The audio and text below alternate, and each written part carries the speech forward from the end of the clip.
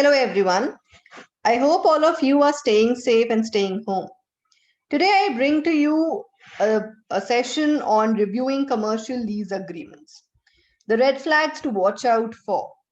Now, a lot of companies enter into commercial lease agreements, and a lot of times they put their signatures to the documents without even going through the key terms. So, today, I bring to you what are the key terms that you should look out for. Now, one of the most important things that you should put your head to is the lock in period.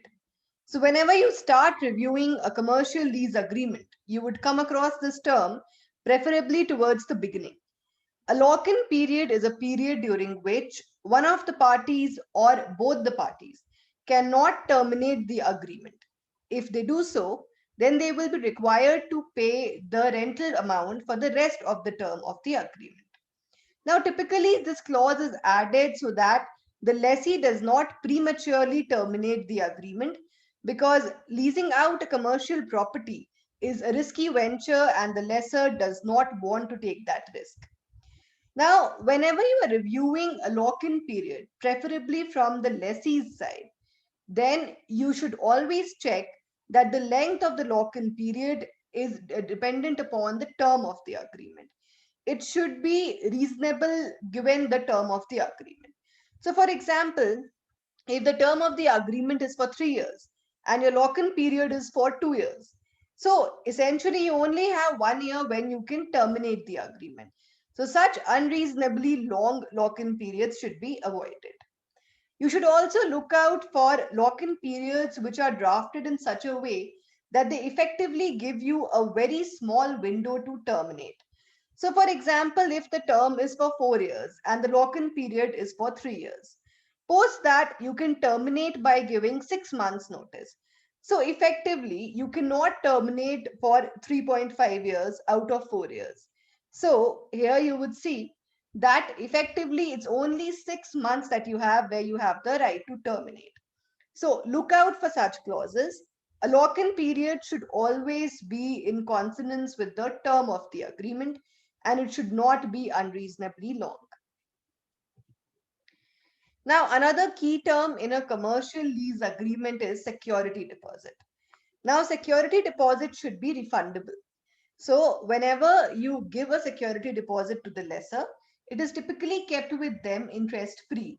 And it is sort of a security to protect their property against any future damage or any wear and tear. Security deposit is also used to pay any unpaid rental amounts. Now, security deposit is refunded at the time of termination of the commercial lease agreement. A lot of deductions may be made from the security deposit at the time when they are being refunded. Now, what you need to check is that what are these deductions which are being made?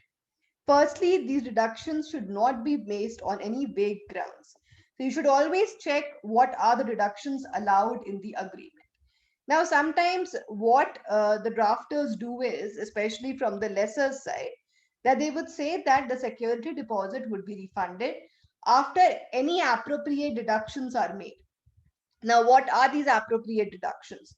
There is no specific, term to these deductions. So, therefore, you need to specify what are the deductions being made. Otherwise, whatever appropriate deductions are there would depend upon the discretion of the lessor. You should also look out for words such as any other charge, penalty, etc. So they could say that if the lessee defaulted on their rental payment or they delayed making the rental payments, then certain penalty would be deducted from the security deposit, or the security deposit would be subject to deduction of certain charges. So these kind of words should be looked out for, and you should ask the other party to clarify their stance as to what are these charges and penalties, etc. Also, as a rule, you should never agree to a penalty clause. Now, rent payment, which is one of the core clauses in a commercial lease agreement. Now, the payment period should be clearly defined, whether the rent is being paid monthly, bi monthly, quarterly, whether it's being paid in advance, whether it's being paid in arrears, etc. All those things should be clearly captured. Now, if you are the lessee and if you are responsible for paying the rent, then try to keep the payment timeline on the basis of working days. Now, what happens is a lot of times people say that the rent would be paid at the end of each month. But if it is an invoice based payment and the invoice has not been raised by them, then how does the lessee make the payment? So, therefore, you should always try that the payment timeline works according to the working days timeline. So, you could say that the lessee will make the payment after receiving and accepting the valid invoice. So 7 working days after receiving and accepting a valid invoice, or so on and so forth. Now, payment should always be made after a valid invoice is raised and accepted. Now, check for automatic renewal clauses. So, a lot of times, what happens in commercial lease agreements is that the agreement contains an automatic renewal clause. So, it would say that the agreement would run for 5 years and then it would automatically renew for a subsequent period of 5 years. It would also say that for any subsequent renewal periods, the rent would be escalated by 10%, 20%, etc. Now, if you are not careful enough, then the agreement would keep getting renewed for subsequent 5 years, and you would end up paying more rent without even having any negotiations for it. So, therefore, you should always make sure to avoid automatic renewal clauses. Any renewal should be based on mutual consent, and a fresh agreement should be executed, or an extension of the agreement should be executed in writing in order to renew or extend the agreement. Now, termination rights. So, preferably, termination for convenience should be there in commercial lease agreements for both the parties. Now, by termination for convenience, what I mean is that both the parties should be able to terminate the agreement by giving a certain days of prior notice. Now, again, depending upon the risk involved or the amount of rent being paid, etc., this notice period can vary. But the thing is that most of the agreements have a termination for breach clause and not a termination for convenience clause. So here what happens is, until and unless an event of default has occurred, or the one of the parties has breached the agreement, then no termination can happen. So if there is a list of events of default which is there, then it should be very specific in nature and no vague term should be contained. So, for example, if it says that if the principal of the business dies, this would be considered as an event of default and the agreement would be terminated. Now, such things should not be included because anything which does not have a bearing on the lessee's ability to pay rent should not be included in an event of default. So, you should review the list of events of default very carefully. If the termination is for breach, make sure that this breach is only restricted to the obligations as outlined under the agreement, and these obligations are such that they affect the lessee's capacity to pay rent. So these things should be taken into care when you are drafting a termination for breach clause for a commercial lease agreement. Now, many people say that termination for convenience would put the lesser at a disadvantage. So in that case, one can always have a longer notice period. Also, one other thing is there that recently during the pandemic, a lot of companies suffered because there was no termination for convenience clause there. And in the absence of a good force majeure clause, this becomes necessary to bring you out of any issue that you face. Now, refund of security deposit. Uh, at the point of termination, your security deposit should be refunded to you.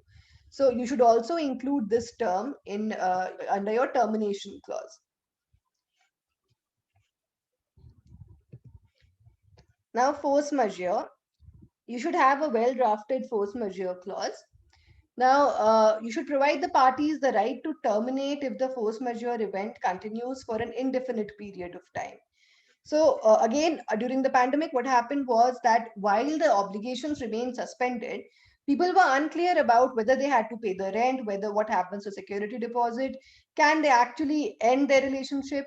So, therefore, you should always have a specific period of time defined beyond which, if the force majeure event continues, then you should terminate the agreement. Now, rental obligations should be suspended during the force majeure period. The rental obligations typically should not continue for the force majeure period because that would cause undue financial hardship to the lessee. Now, security deposit should be refunded even if the agreement has been terminated as per the force majeure clause. So make sure to add this language when you are providing for termination under force majeure clause. In the absence of this, there could be a lot of confusion that may ensue. So make sure to have a very well drafted force majeure clause, include pandemic, epidemics, and all kinds of things which can affect your ability to pay the rent. Also, is a lot of times when people said only physical destruction of the premises would count as force majeure.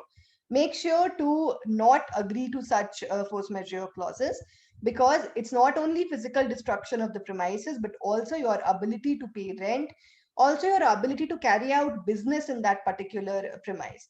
So, for example, if there's a lockdown in place, you would not be able to carry out your business. So therefore, keep in mind all these potential events and then draft a force majeure clause. I hope you have understood the red flags which I explained through this video. Thank you and stay safe. Also, I would be uploading the slide deck on the website remotelawyer.in.